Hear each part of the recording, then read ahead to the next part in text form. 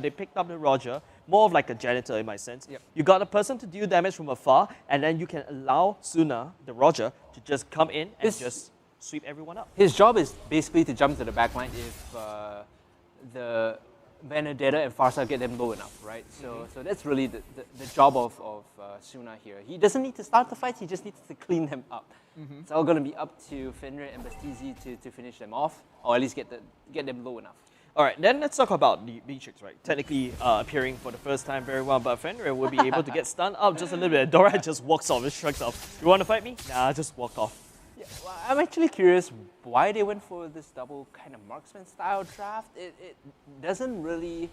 It's a bit greedy, I would say. Exactly. It's not only greedy, but it doesn't really answer the problems of Notorious Villains, or it doesn't answer the threats that they have, right? Yeah, and maybe just hopefully they can burst down that Yu Zhong just when in time, because what Yu Zhong wants to do is just to dive in very quickly, but okay, Dora will be spending in, but Ambusti is just so slippery. Suna coming in for the flank would not, it's a no-go. It's a no-go.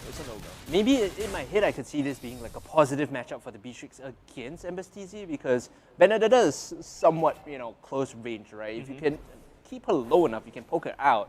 Not only just the Benedetta, it's the Yu Zhong as well. Yeah, fair enough, right? So I could see the range being a huge factor in that, but when it comes to team fights, when it comes to overall value, I'm not sure what the Beatrix is supposed to provide. Suna and Kolya are going to tag team up and finish off this turtle without any issues, and good guy Dara is going to hand the buff over. Yeah, and Explorer is just focusing way too much on top of Embastisi. They don't want the Benedetta to scale, because we've seen Riot with that Benedetta. Yeah. They know that threat. So Explorer focusing, I would say, a little bit too much emphasis on the top side. That's going to give Notorious Villains more gold instead. And Buttizi diving will be forced to use the out to dive out as Explorer just retreats once again.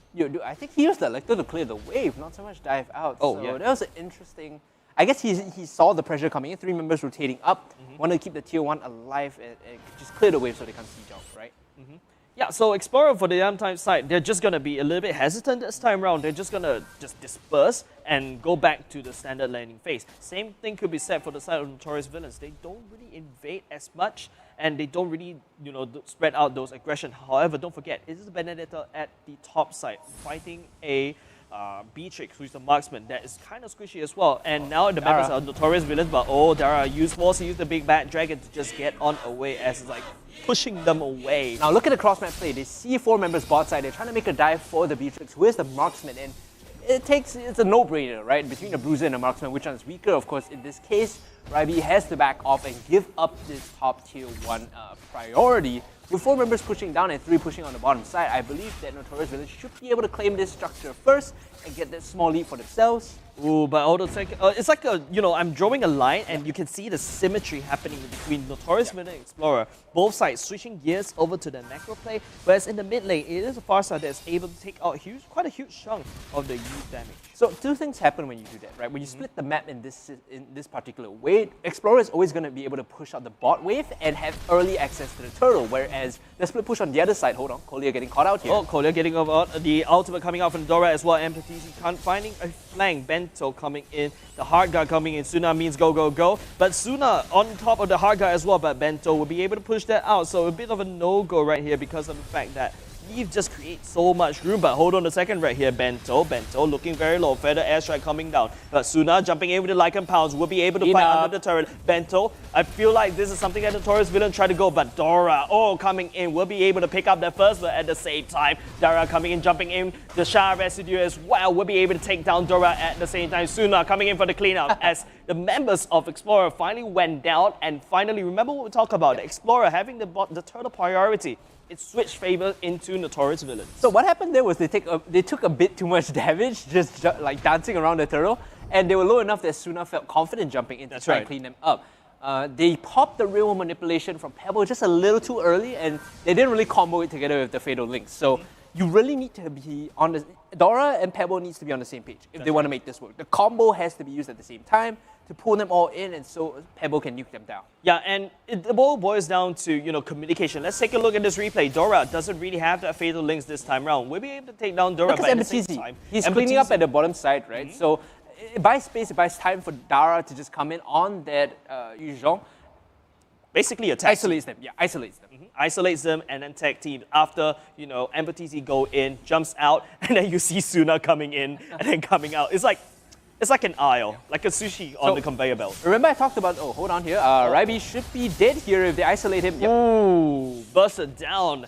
Beatrix, no way to run, as well as Notorious Villains just hammering on top of the top side as well. At the same time, Explorer chasing down Kolya, being the bait right here. The ultimate is not up, so there's no way that Kolya can actually run away. Bento is just going to dish out the amount of damage, but the movement speed coming out of Angela is just way too much. So this is actually pretty high-level macro play.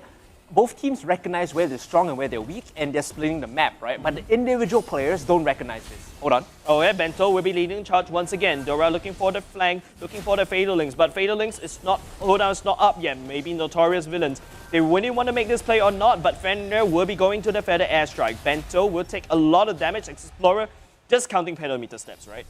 Taking their time to fight, but because the map is split, again, it's this idea of like NV are stronger on the top side, Explorer are stronger on the bottom side. Kolya getting caught out again. This is a bit trademark of Kolya. Yesterday on Angela, he was consistently getting picked off too and should be dead here. Ooh, the Eve coming in with the ultimate at the same time as Monchichi coming with the Death Sonata. Ambustizi finds Raibi as well, but the Rhapsody damage won't be able to push Ambustizi up, but here comes Dara as well, trying to cut the members of Explorer down. Suna dives into like and pounds, picks up Pebble at the same time, and now Suna will be able to rotate. Top side is the weak point of Explorer, and Notorious Villains finds Monchichi, albeit not going to be commit there. Again, the map split, Bento wasn't there. It's a 5-on-4, right? So he's busy split pushing on the bottom side. Everyone's like, yeah, let's kill whoever overstayed on the top half. Turtle being on the top side means that Notorious Villains are strong there. They get the objective for free. Yep. Now, let's take a look at this replay, right? First, it's Angela getting caught out. Kolya, I'll give it to you, buddy. You're baiting for your team, right? You're baiting them to overextend. And now Ambustizi has free space on the back to just create havoc on Raibi. Main screen, though, we do see a fight breaking out. Oh, hold on a second. Dora jumps, get on in. Pebble finds a very nice spot for the ultimate. Dara gets bursted down. That's not a very good place. Now Suna tries to struggle, try to look for a cleanup, but Monchichi landing that Sonata as Bento is still leading the charge once again, but won't be able to secure any form of kills or translate it into any form. But at the very least, Notorious Villains, they took down that mid-tier turret. Yep. All they're doing is skirmishing in favor of getting objectives, right? They don't have to hard commit onto the fights. But if Bento gets caught out by Fenrir, the Feather Airstrike is gonna end him. Fancy feet though as he's dancing around. Fenrir has to use the wings by wings to get out. Bento now having to flicker away. Suna jumping in with the like and pounds. Kills him off, and now they siege down bot tier 1. Like I said, it's skirmishing to get objectives. I feel like this game has swapped from, fights and clashes. It turns into pure macro. Yeah. Both teams identified that they're not gonna clash for the kills. Let's just play pure macro. Whereas the Notorious Villains, they have basically, 5 turrets down. Of the side of Explorer, but Explorer only took down 1 at the bottom side. And Bastizi, he's going to be okay fighting the Atlas here because, of course, he is a bit more fed than you expect. 3-0-2, 8-9 minutes in, he's looking good to go. Now they steal away the blue buff. Roger really needs that, or red buff rather. Roger really needs that, so he's going to be well happy with that take. I feel like what Notorious Villains is actually doing is to deny Explorer away from all those kind of buffs. As Notorious Villains is just tossing as much skills as possible, Explorer using that Beatrix bomb to just clear off the wave as well as just zoning people out. Explorer is just trying to deny that form of siege. Both teams are bringing on siege weapons and they're just trying to toss at each other. You need to ask yourself the question now, right? Because they have double marksmen between Beatrix and Granger, where does the farm priority go? Who is going to get the gold? And if neither of them really finds the lion's share, then they have diminished impact in fights. They're not doing damage, right? Yep. Starting to see a little bit of that happen right now as Explorer. They will have to defend this Lord, making movements over on the bottom side. It's Bento running up the lane first. Rest of Explorer just behind him though. Yeah, but as you can see, Pebble and Dora, they're just waiting for them to group up. Bento, once again, just pushing forward. They're trying to do that, but it is Explorer that will be able to push Notorious Villain. But on the side there, you can see Ambustizi will be able to take down Pebble. It's a bit of a weird fight right now that Explorer kind of found itself right on in, as Notorious Villains will be able to find 1 or 2 kills, even more, make that 4 in fact, as Suna, the janitor, the cleanup crew, is here to wipe Explorer off the map. Envy got priority on the Lord. Explorer trickle in and they get punished, right? The Death Bush with Fenrir's Feather Airstrike to get an Embassy jumping onto Pebble.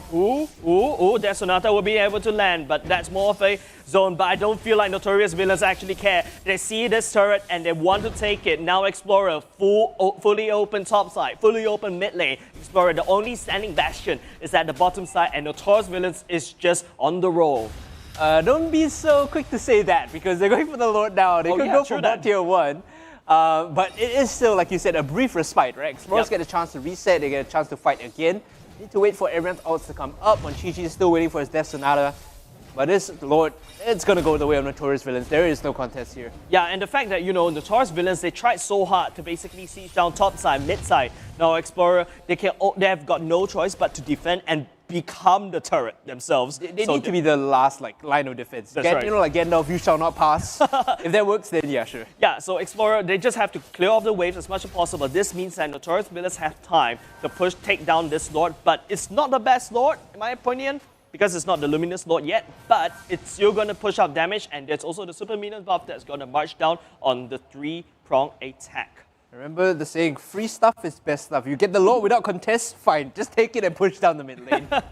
Yeah, and of course, it'll be a 3-prong attack as Dora is just standing right on there, trying to look for the flank. Fatal Links will be able to find Fenrir. Unfortunately, as Explorer retreats back to their own fountain, Suna on the roll right here, as Notorious villains will be able to equalize that with a 1-1.